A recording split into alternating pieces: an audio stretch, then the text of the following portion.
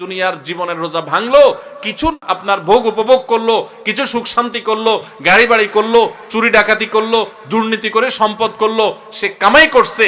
কিন্তু ইমানদার ব্যক্তি পুরো জীবনভর রোজা রেখে আল্লাহর হারাম কাজ থেকে বেঁচে থেকে তার অনেক কষ্ট হয়, তার চলতে অসুবিধা হয়, তার মাস চলে না, কারণ সে হালাল পথে চলে, তার চেহারা শুকিয়ে আসে, সে অন্যায় পথে যেতে পারে না।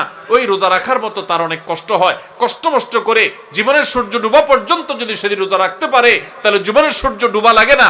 জীবনের সূর্য ডুবার আগেই আল্লাহর ফেরেশতারা কোরআন আয়াতে বলে দিয়েছে, এসে তাকে বলে দে, আল্লাহ তাখাফু ওয়ালা তাহজানু ওয়া আবশিরু বিল জান্নাতিল্লাতী কুনতুম তুআদুন। তোমার কোনো ভয় নেই, তোমার কোনো শঙ্কা নেই, তুমি গোটা জীবন রোজা রেখেছো, আল্লাহর সমস্ত আদেশগুলো মেনে চলেছো, তুমি হক হালালে চলেছো, অন্যায় পথে চলো নাই, খারাপ লোকের সাথে উঠো নাই, বসো নাই, তুমি সারা জীবন ভালো চলেছো। অতএব আর একটু সবর করো, তোমার জীবনের সূর্য ডুবে যাবে, আর সাথে সাথে জান্নাতের সাথে তোমার কানেকশন হয়ে যাবে।